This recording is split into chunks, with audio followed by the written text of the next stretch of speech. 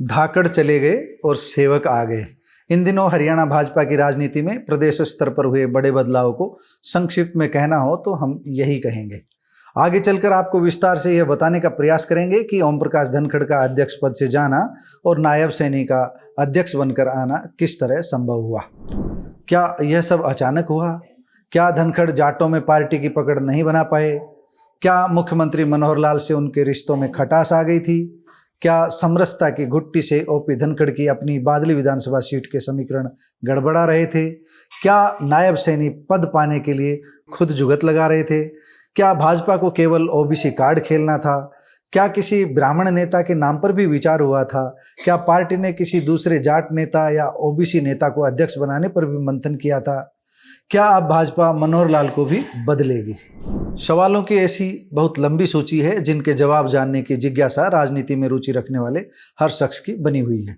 आपकी हर जिज्ञासा का जवाब मिलेगा, लेकिन पहले अपनी बात। सबसे पहले मेरा सादर अभिवादन और हमारे चैनल को लाइक एवं सब्सक्राइब करने की अपील स्वीकार करें। मैं हूं महेश कुमार वैद्य और आप देख रहे हैं एनजेपी हरियाणा। सबसे पहले तो NJP group of media services की ओर से नायब सैनी को भाजपा के प्रदेश अध्यक्ष का पदभार ग्रहण करने पर बधाई और हार्दिक शुभकामनाएं। ओपी धनखड़ को बधाई इसलिए नहीं दे रहे क्योंकि हमारी नज़र में पार्टी ने राष्ट्रीय सचिव का दायित्व देकर उनका कद बढ़ाने की बजाय घटाने का काम किया है। धनखड़ राष्ट्रीय सचिव तो वर्ष 2002 से 2004 तक पहले ही रह चुके हैं। कुछ ऐसी बड़ी वजह जरूर है जिसके चलते बड़े बड़े दायित्व संभाल चुके धनखड़ को अपेक्षाकृत कम महत्व का दायित्व सौंपा गया है। अब आपके हर सवाल का जवाब देने का प्रयास करेंगे। मैंने शुरुआत में ही धाकड़ के चले जाने व सेवक के आ जाने की जो बात कही है उसके निहितार्थ गहरे हैं। ओपी धनखड़ धाकड़ हैं। वे ट्रैक्टर के छोटे पहिए नहीं बन सकते थे। कार के पहिए बनने में उन्हें कोई दिक्कत नहीं थी। मेरे कहने का तात्पर्य यह है कि धनखड़ इस विचारधारा के पोषक हैं कि सत्ता के मुखिया के आगे संगठन के मुखिया को नतमस्तक न होना पड़े। पहिए बराबर रहें, ऐसा धनखड़ चाहते रहे हैं। सीएम अपनी सत्ता चलाए और वह अपना संगठन, मतलब बराबरी की बात। जबकि नायब सैनी में ऐसी बात नहीं है। वह सुभाष बराला की तरह संगठन में सत्ता की इच्छा का सम्मान करने वाले हैं। क्या यह बदलाव अचानक हुआ है? इसका जवाब है नहीं। यह सब अचानक नहीं हुआ है। लंबे समय से इसका ताना बाना बुना जा रहा था।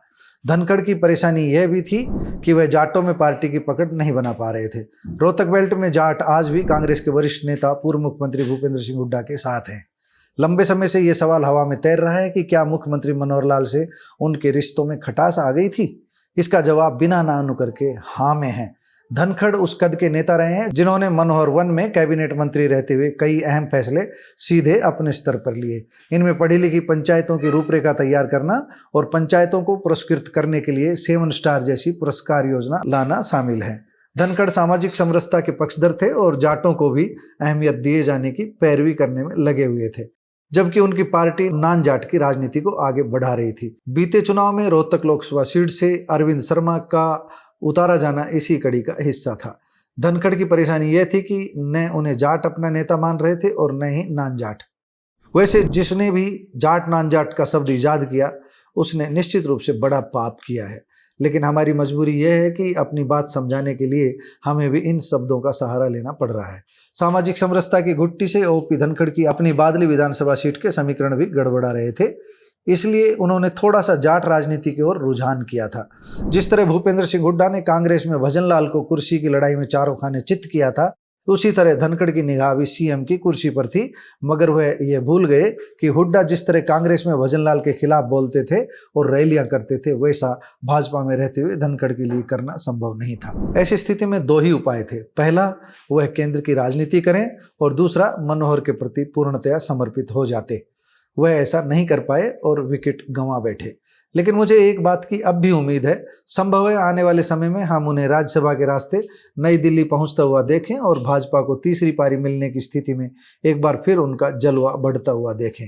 लेकिन वर्तमान में तो उनका कद 6 इंच छोटा कर दिया गया है। अब एक सवाल यह है कि क्या नायब सैनी पद पाने के लिए खुद जुगत लगा रहे थे? इसका जवाब है बिल्कुल नहीं। नायब इस मिजाज के नहीं है। सवाल यह भी है कि क्या भाजपा को केवल ओबीसी कार्ड खेलना था? इसका जवाब कुछ हद तक सही है, लेकिन पूरा सही यह है कि पार्टी ओबीसी कार्ड के साथ साथ नॉन जाट कार्ड भी खेलना चाह रही थी। नायब सैनी के नाम से एक तीर से कई निशाने सध रहे थे। सूत्रों की माने तो पार्टी ने अध्यक्ष का निर्णय करते समय एक ब्राह्मण व जाट नेता के नाम पर भी विचार विमर्श किया था। लेकिन ओबीसी की बड़ी पैरोकार बनकर उभर रही कांग्रेस को जवाब देने के लिए, मुख्यमंत्री के साथ सामंजस्य बिठाकर काम करने के लिए और जातिगत समीकरणों को साधने के लिए नायब ही नायाब हीरे साबित हुए। अब सवाल यह है कि क्या नए अध्यक्ष मनोहर की कठपुतली बनकर रहेंगे? इसका जवाब बंसीलाल के उदाहरण से समझ लें। जब वरिष्ठ कांग्रेसियों ने एक जमाने में बंसीलाल को सीएम बनवाया था, तब किसी ने सोचा नहीं था कि वह सबसे कामयाब सीएम कहलाएंगे। नायब की प्रतिभा पर संदेह करना भी जल्दबाजी होगा। अब दो सवालों के जवाब तलाशने का प्रयास करते हैं। हमने सवाल उठाया कि क्या पार्टी मनोहर लाल को भी बदलेगी, और दूसरा सवाल ये है कि क्या किसी अन्य जाति के नेताओं के नाम पर भी अध्यक्ष बनाने के लिए विचार किया गया था।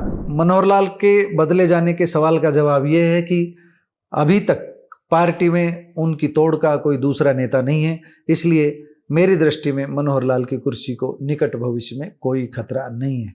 हालांकि राजनीति संभावनाओं का खेल है, इसलिए 100% भविष्यवाणी नहीं की जा सकती, लेकिन संभावनाओं की और अनुमान की बात करें तो मनोहर लाल मजबूत मुख्यमंत्री बनकर उभरे हैं। दूसरी बात, अध्यक्ष पद पर किन किन नामों पर विचार हुआ था, उनमें कैप्टन अभिमन्यु का नाम सामने आ रहा है। कैप्टन अभिमन्यु के नाम पर पार्टी में मंथन हुआ था, लेकिन जाट समुदाय के अध्यक्ष पद को हटाकर जाट समुदाय को ही अध्यक्ष बनाना संभव नहीं था। अब थोड़ी सी ताज़ा खबर। आज नायब सिंह सैनी का पद ग्रहण समारोह रोहतक के बीजेपी राज्य कार्यालय में संपन्न हो गया। इस दौरान मुख्यमंत्री मनोहर लाल ने नायब सैनी को पगड़ी पहनाकर सम्मानित करते हुए पदभार सौंपा।